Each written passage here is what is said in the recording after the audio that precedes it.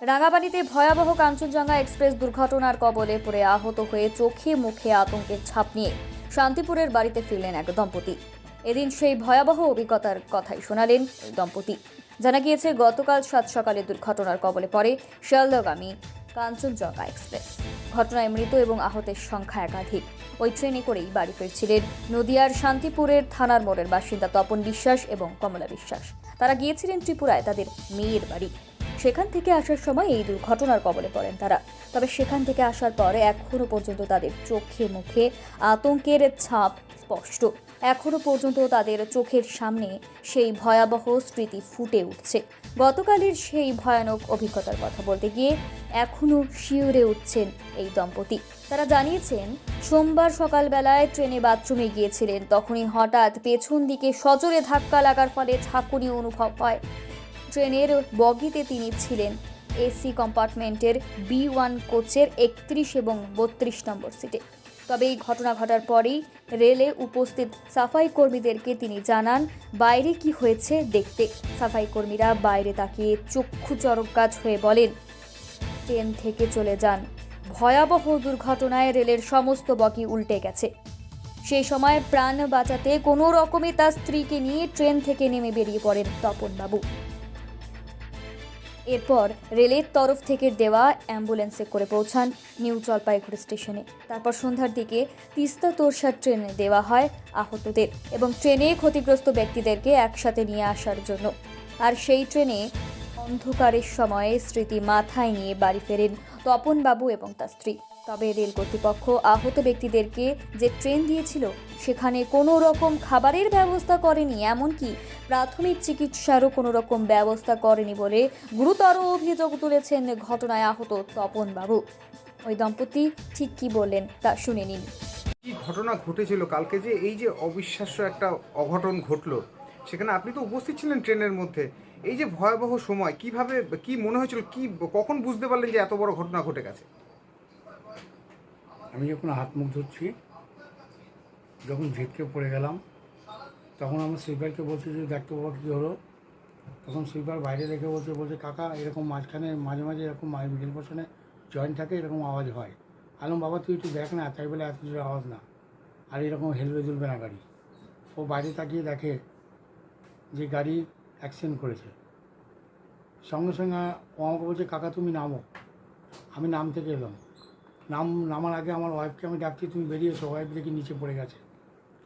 তাকে টেনে তুলবো না আমি আসবো, আমি ঢুকতেও পারছি না ভেতরে, এত চাপ আর এত ছিল। বলছে হাও হাও করে সবাই কান্নাকাটি করছে। আমার ওয়াইফকেও আমি ডাকছি, সেও বুঝতে পারছে না। তারপরে একজন আগরতলার ছেলে ছিল, সে তুলে যা ঘোরাতে তাকে নিয়ে আসলো, এবং সেই ছেলে দুটোই আমার ব্যাগ দুটো ওয়াইফকে ধরে ব্যাগ দুটো নিয়ে আসলো। আমি আস্তে আস্তে নেমে তারপরে নিচ থেকে ব্যাগটা। আপনি কি এসি কম্পার্টমেন্টে ছিলেন? আমি এসি কম্পার্টমেন্টে ছিলাম। আপনার সাথে তো অনেক তো মানুষ ছিল, যাত্রী ছিল, তাদের কি পরিস্থিতি ছিল? তাদেরও সেই একই রকম অবস্থা ছিল। মানে সে কেউ মানে কারোর মাথায় লেগেছে, কারোর কানের এই সাইড দিয়ে কেটে গেছে। মানে আপনিও তো আঘাতপ্রাপ্ত হয়েছেন? আমি তো আঘাতপ্রাপ্ত বলতে আমার এখনো এই হাতটা নড়াতে পারছি না, এবং এই পায়ের অবস্থা চরম খারাপ। দাদা, আরেকটা প্রশ্ন করবো, যে এই যে আপনারা আহত হয়েছে, ট্রেন মানে রেল দপ্তর বলা হচ্ছে যে আপনাদের যারা আহত হচ্ছে তাদের জন্য ছোটখাটো মেডিকেল ক্যাম্প কিংবা বিভিন্ন রকম স্বাস্থ্য পরিষেবা করা হয়েছিল। আপনি তো কোনো পরিষেবা তখন কি কোনো পরিষেবা পেয়েছেন? তখন কোনো পরিষেবা পাইনি। এবং জলপাইগুড়ি স্টেশন যখন আপনারা গেলেন, তারপরেও কি কোনো পরিষেবা পেয়েছেন? না, কোনো পরিষেবা পাইনি, কিচ্ছু পাইনি আমরা। রেল কোনো রকম সাহায্য করেনি? না, রেল একটাই সাহায্য করেছে, কি 6:30 নাগাদ একটা গাড়ি ছিল, তিস্তা গাড়ি। সেই গাড়িটাই একটা কামড়া। এই যে ভয়ঙ্কর অভিজ্ঞতার কথা, এই যে অভিজ্ঞতা আপনি বলছেন, এটা আপনার সামনে যে ঘটনা ঘটে গেল, এটা এই চিত্রটাই ফার্স্ট টাইম আপনার? এই প্রথম। কিন্তু এই যে তখন যে সাময়িক যে নিজের প্রাণকে বাঁচানোর যে একটা প্রচেষ্টা, সেটা নিয়ে আপনি কি দেখলেন? চোখের সামনে একটা ধোঁয়াশা তো তখন দেখতে পাচ্ছিলেন। মানে আমার আর চোখমুখে আর কিছু নেই, আমার ভিতরে মানে হৃৎপিণ্ড একদম থরবর করছে এমন অবস্থা আমার। আজ সকালে কখন পৌঁছেছেন? আমি 7:40-এ। শিয়ালদা নেমেছেন কখন? না, আমি শিয়ালদা যাইনি, আমি অম্বিকা কালনা। মানে ঘটনাস্থল থেকে বাড়ি পৌঁছাতে আপনাকে অনেকটা বেগ পেতে হয়েছে। অনেক, কোনো খাবার পাইনি, কিন্তু দুর্ভাগ্যজনক সেই 6:30 7:30 সারাদিন তো খাওয়া দাওয়া নেই। এবং রেল কোম্পানি যে গাড়িটা দিল আমাদের 6:30 সময়, সেই গাড়িটায় আমরা ট্রেনে উঠলাম, বগিতে উঠলাম, বগির দুদিকে আটকে দিল, কোনো রকম দরজা খোলানো কিছু নেই, বাড়ির লোক আড়ালেও নেই।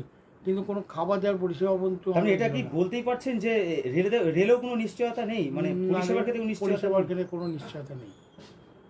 আপনি আর আপনার স্ত্রী ছিলেন? আমি আর আমার স্ত্রী। কতটা এখন কি আতঙ্কে আতঙ্ক রয়েছেন? মুক্ত আপনারা? আমি আতঙ্কমুক্ত এখনো হয়নি। নিজের বাথরুমে গেলে এখনো ভয় ভয় লাগছে। কি নাম? সেই ঘটনার কথা মনে পড়ে যাচ্ছে। সেই ঘটনার কথাই আমার মনে পড়ছে। আপনার বাড়ি কোথায়? আমার বাড়ি থানার মোড় দেশবন্ধু কলোনি, শান্তিপুর। শান্তিপুর। আপনার নাম? তপন কুমার বিশ্বাস। আপনার সাথে কে ছিলেন? আমার ওয়াইফ ছিলেন কি নাম? কমলা বিশ্বাস। এখন আপনার বাড়িতে পৌঁছেছেন, পৌঁছেছি বাড়িতে। তাহলে এখন আপনার যে শরীরের কন্ডিশন, আপনার তো চিকিৎসার দরকার। অবশ্যই। প্রশাসনকে জানিয়েছেন? হ্যাঁ, জানিয়েছি। আচ্ছা, ঠিক আছে।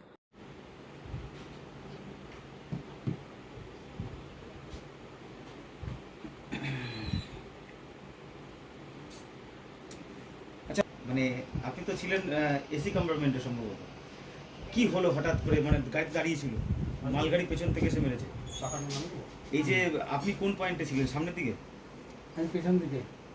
না, গাড়ি কি ইঞ্জিনের সামনে মেরেছে তো? মালগাড়ি পেছনে। মুখোমুখি মেরেছে তো? পেছনে। ওই বগিগুলো তাহলে? যে ওখানে 4-5টা বগি যেটা নষ্ট হয়েছে তার 2টো বগি পরে আমরা ছিলাম। সেই মানে জার্ক, মানে যেটা আর কি ঝাঁকুনি। একটা ঝাঁকুনি কিংবা একটা যে একটা পেছন দিক থেকে কাঞ্চনজঙ্ঘার পেছনে মেরেছে। হুম। আর আপনার মালগাড়ির ইঞ্জিন মেরেছে। মালগাড়ির ইঞ্জিন কাঞ্চনজঙ্ঘার পেছনে মেরেছে। কাঞ্চনজঙ্ঘা তো দাঁড়িয়ে ছিল, হুম। মালগাড়ি তো এসে চলন্ত ট্রেন মেরে দিয়েছে। ওটা কোন সাইডে মারলো, মানে আপনার